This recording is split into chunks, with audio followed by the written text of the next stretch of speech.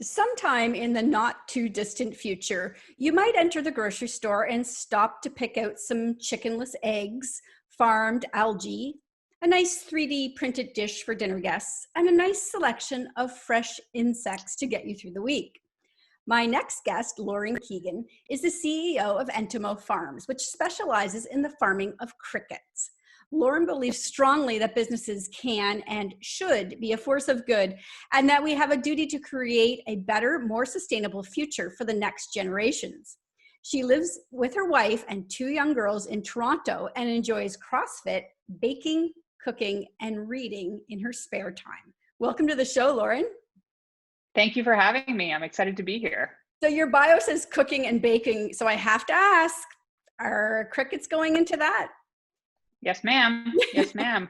Crickets are an excellent addition to anything that you would bake. They mix really well into an all-purpose flour blend. You don't want to use more than 20% because then you lose the benefits of the other chemistry behind it. But they add a great little nutritional punch to a banana bread, to muffins, to cake. Great in pancakes and waffles. Pretty much anything you can dream of, you can probably throw them in there in the powdered form. Okay, so non-powdered form, how are people eating crickets? That's a great question. So by and large, a lot of folks are eating whole roasted crickets and they're tossing them on salads. They're eating them as a snack in replacement of nuts or chips. We also have things like honey mustard. We have barbecue. We just piloted a ranch flavor and it sold out right away. So surprisingly, a shocking number of people are willing to snack on crickets by the handful. So these come in like a bag, so like a bag of potato chips. Is that right? Correct. Yes. Yep. And you get far fewer calories and a boatload more protein, B12, prebiotic fiber, iron, calcium, a little bit of healthy fat, and none of the guilt of eating a bag of Doritos. Okay. So, around the world, 2 billion people eat insects every day.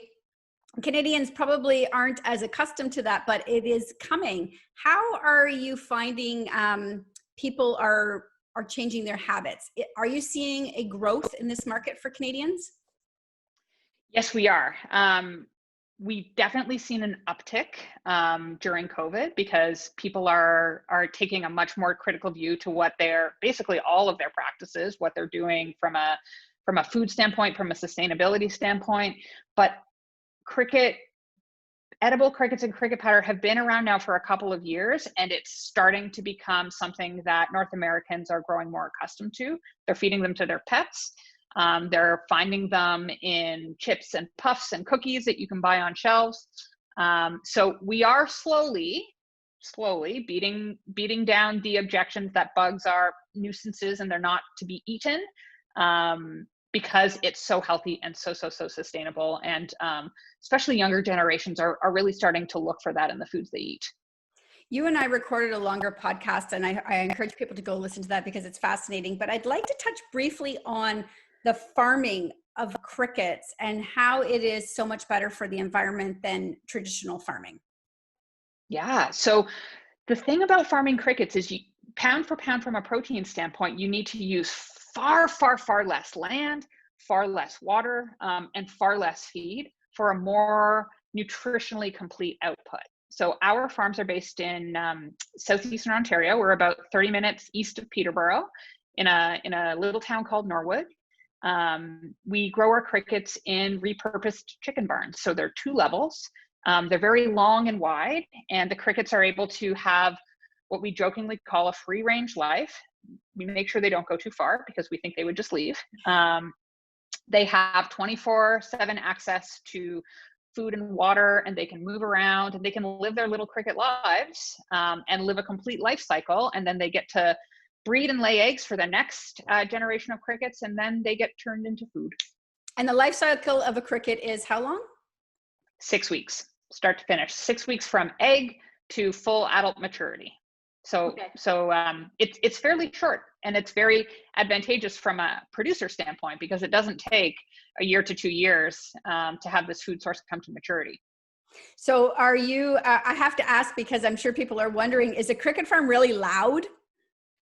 Surprisingly not. So, when they're young, they're not very loud at all, much like other animals. They get the depth of their voice as they grow, but even at full maturity, it's much more of an ambient hum as opposed to what you could imagine a cricket farm would sound like. So, no need to wear earplugs or anything noise canceling when you're walking through.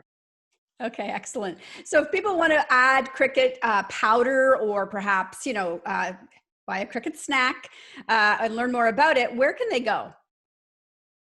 So they can start by visiting our website, which is www.entomofarms.com, where we try to provide a ton of education and a ton of resources for anybody who's interested. But we also have a shop where they can purchase cricket flour or whole roasted crickets. They can purchase from one of our partner brands like Human Improvement, Landish Foods, Knack. They can purchase treats for their dogs from brands like Jiminy's and Wilder and Harrier and Chippin, but you can also get cricket flour on shelf at Loblaws. So if you go into the natural food section, you'll find President's Choice cricket flour, and that's probably like your quickest and easiest point of entry. From there, add it to your smoothie and call it a day.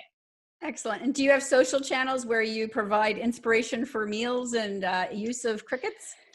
Yes, we do. So our website has a bunch of recipes, which we try to then post on Instagram under Entomo Farms, as well as Facebook under Entomo Farms. Okay, wonderful. Thank you so much for joining me today, Lauren. Thank you for having me.